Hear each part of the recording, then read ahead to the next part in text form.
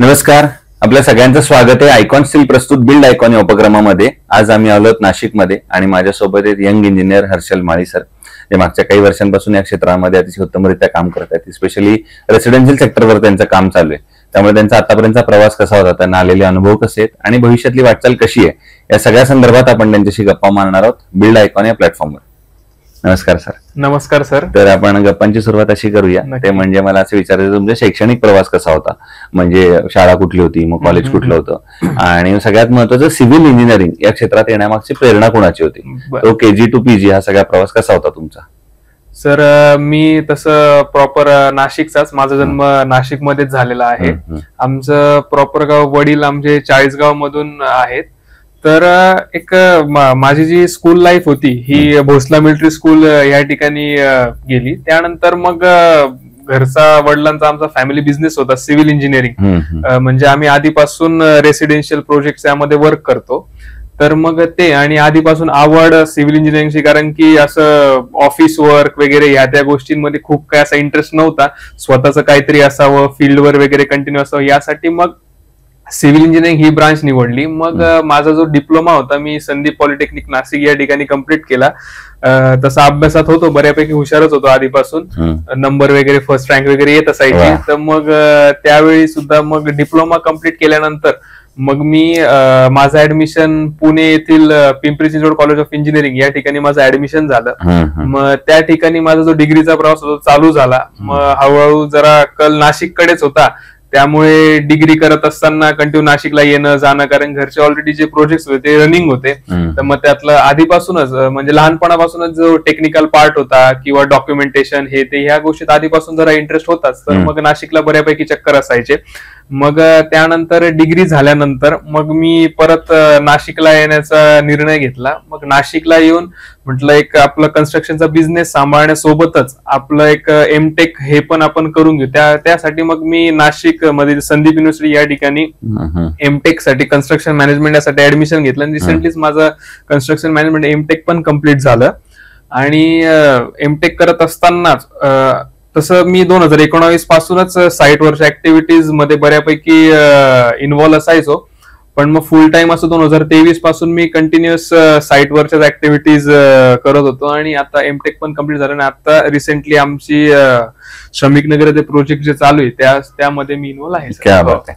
मग आता या क्षेत्रातल्या काही प्रश्नांकडे येऊया. त्यातला पहिला महत्वाचा प्रश्न आहे की या क्षेत्रात तुम्ही बघितलं असेल अकुशल कामगारांचं प्रमाण बरंच जास्त आहे, अनस्किल्ड लेबर आपण. बरोबर. अशा लोकांबरोबर काम करणं बऱ्याच धोकादायक ठरू शकतं, कधी त्यांच्याकडनं चुका वगैरे होतात. बरोबर. तर मग तुम्ही ते लेबर मॅनेजमेंट साईटवर कसं करता?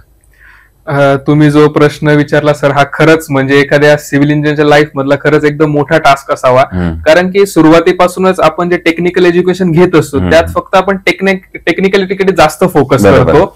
आणि मग ज्यावेळी अचानक आपण साईटवर येतो, लेबर हा म्हणजे की त्याला फक्त काम हे इथून उचलायचं आणि इथे असं करायचं एवढंच त्याला माहिती असतं. त्यामुळे त्याला बाकीच्या गोष्टी, सेफ्टी झालं, बाकी त्याला काही कुठलंही घेणं देणं नसतं.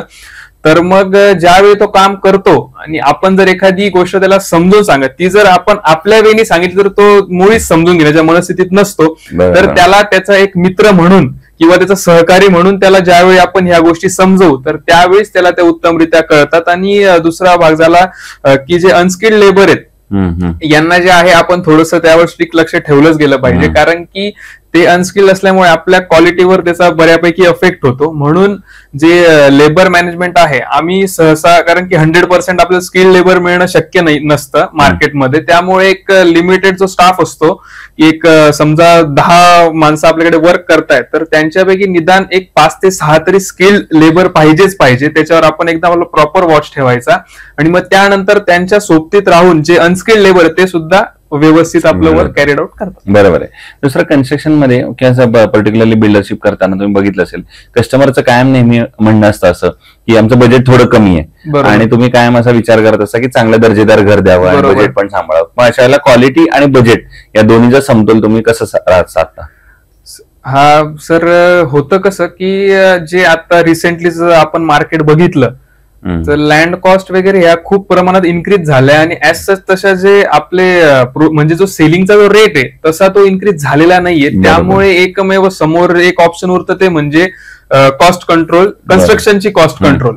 तर मग त्या ठिकाणी आपल्याला तो समतोल साधण्यासाठी आपलं एक इनिशियल आपलं एवढंच म्हणणं असतं की आम्हाला क्वालिटी 100% व्यवस्थित ठेवायचीच आहे. तर मग त्या ठिकाणी तो कंट्रोल करण्यासाठी एक तुम्ही मार्केटमध्ये कुठलीही वस्तू, छोटी फार किराण्यातली वस्तू असू द्या किंवा कन्स्ट्रक्शन मधली वस्तू असू द्या, ती आपण ज्यावेळी क्वांटिटीमध्ये घेतो त्याच वेळी आपल्याला फक्त तिचा बजेट आपण कंट्रोल करू शकतो.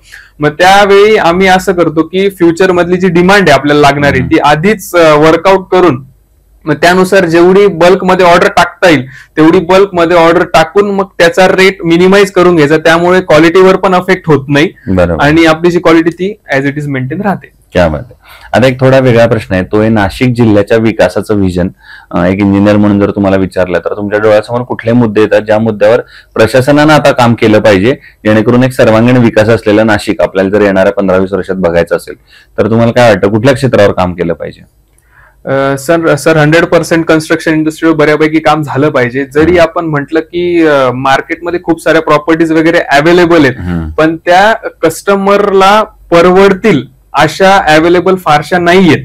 तर मग त्या ठिकाणी ज्या सबसिडीज आधी ज्या मिळत होत्या लोकांना, की आपण जर बघितलं एक साधारणतः 2015-16च्या आसपास चालू झालेली असावी प्रधानमंत्री आवास योजना, त्याआधी लोकांचा कल कमी होता घर घेण्याकडे. नंतर तो ज्यावेळी योजना मिळाली त्यानंतर खूप म्हणजे बऱ्याचशा लोकांनी ते होम बाय केले. त्यानंतर परत मधल्या काळात ज्यावेळी ज्या सबसिडीज होत्या त्या ज्यावेळी बंद झाल्या परत मार्केट तेव्हापासून आपण बघतोय की ते कुठेतरी स्लो डाऊन झालंय.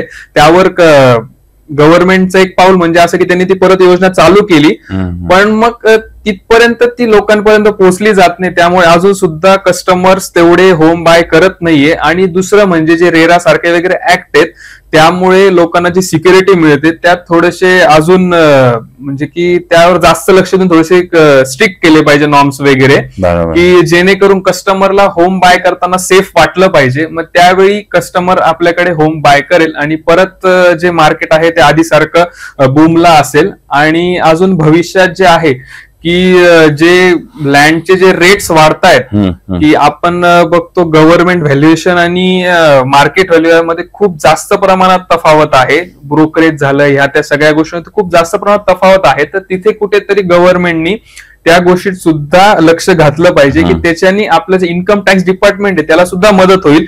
कारण की तुमची गव्हर्नमेंट कॉस्ट जवळपास 30 लाख असेल तर त्याची मार्केटला जवळपास 1 कोटीच्या आसपास असते. मग जी उरलेली रक्कम आहे ती मार्केटमध्ये ब्लॅकनीच आणायला लागते. मग त्यामुळे त्या गोष्टीकडे सुद्धा थोडस वळतात लोक. तर मग त्यामुळे त्याच्यावर जर कंट्रोल केला तर एक तर बिल्डरला सुद्धा योग्य भावात प्लॉट उपलब्ध होतील.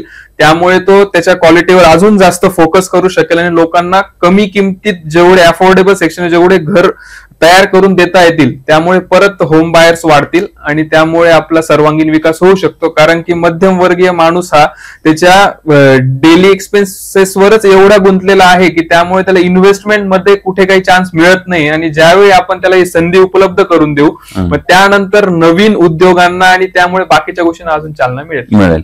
पण मग आता प्रशासनानं काय पावलं उचलली पाहिजेत असं तुम्हाला वाटतं या सगळ्यावर? हे सर की जे आपले जे नॉर्म्स अँड रेग्युलेशन्स आहेत ते काही प्रमाणात फक्त कागदावरती बनतात, ते ऑलरेडी एक्झिक्यूट होत आहेत का तर त्यावर सुद्धा त्यांनी एक जास्त करून लक्ष घातलं पाहिजे. बरोबर. आतापर्यंत काम केलेल्या प्रोजेक्टमध्ये असा एखादा प्रसंग आठवतो का जो करताना काहीतरी अडचण आली, आव्हान आली आणि त्या आव्हानावर तुम्ही कशी मात केली? म्हणजे एखादा ब्लॅक कॉटन सॉइलचा प्रश्न असेल, लेबरचा असेल, कधी टेक्नॉलॉजीचा असेल, कधी नैसर्गिक आपत्ती काही असेल अशी?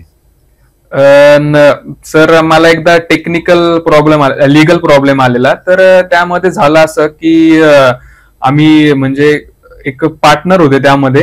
तर ते पार्टनर सोबत आम्ही लँड परचेस केलं.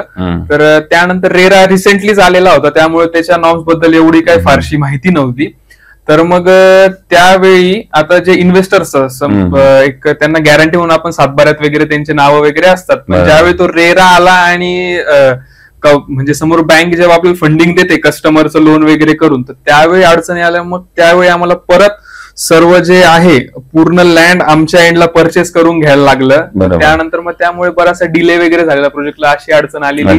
आणि ऑन साइड जे आहे की तुम्ही जर बघाल की म्हणजे माझं तरी म्हणणं राहील की कन्स्ट्रक्शन ज्यावेळी आपण चालू करतो ते एक अंदाजे हिवाळ्याच्या आसपास केलं पाहिजे. कारण की जवळपास उन्हाळ्याच्या पिरियडमध्ये एवढा रेट म्हणजे स्टीलचा जर बघितला आपण बऱ्यापैकी इन्क्रीज होऊन जातो, त्याचा आम्हाला एकदा बऱ्यापैकी फटका बसला त्यावेळी. म्हणजे की इनिशियल स्टेजला जवळपास 54-55च्या आसपास रेट होते आणि वर टाकीपर्यंत काम पोहोचण्यास जवळपास 85च्या आसपास गेलेले. तर ती जेवढं आपण खालून जेवढी बचत करून आणली ती वरच्या बाजूला गेली, तर असं सुद्धा आम्हाला इश्यू आलेला. हो हो. आणि आता अगदी शेवटचा प्रश्न ते म्हणजे या क्षेत्रामध्ये तुमच्यासारखे जे यंग इंजिनियर येतात, तुमचे ज्युनियर्स येतात, त्यांना तुम्ही काय सल्ला द्याल या क्षेत्रात येण्यापूर्वी? तर नक्कीच सर, त्यांना एवढंच सांगेल की जी आताची सध्याची जी सिस्टम आहे, फक्त रेसिडेन्शियल प्रोजेक्ट प्रायव्हेट बिझनेस न सोडता जे गव्हर्नमेंट कॉन्ट्रॅक्ट वगैरे ह्या ज्या सगळ्या काही गोष्टी चालल्या आहेत, तर आपण सिस्टम बघतो की तिथे कुठेतरी क्वालिटीमध्ये खूप जास्त प्रमाणात कॉम्प्रोमाइज केलं जात आहे आणि ते फक्त आपल्यासारख्या यंग जनरेशनच्याच हातात आहे. ठीक आहे, जी सिस्टम आहे ती आपण एका याच्यात तर काही बदलू शकत नाही, पण आपल्या एंडने आपला शेवटपर्यंत प्रयत्न राहिला पाहिजे की जो डेड एंड कस्टमर आहे किंवा जो त्याचा युजर आहे त्याला मी 100% क्वालिटी कशी देईल, त्याच्यात कुठल्याही प्रकारचा कॉम्प्रोमाइज होता कामा नये, की जेणेकरून आपलं जे भविष्य आहे एकच रोड आपल्याला 10 वेळेस करण्याची गरज पडणार नाही.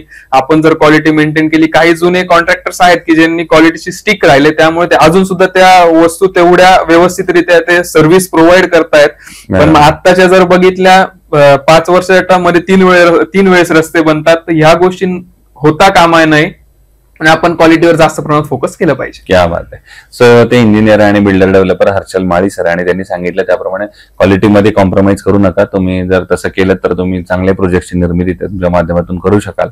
पुन्हा एकदा सर आपल्या मनापासून आभार की तुम्ही आलात. भविष्यात सुद्धा असेच उत्तमोत्तम आयकॉनिक प्रोजेक्टची निर्मिती आपल्या हातून व्हावी याच आयकॉन स्टील तर्फे मनपूर्वक शुभेच्छा. थँक्यू. थँक्यू.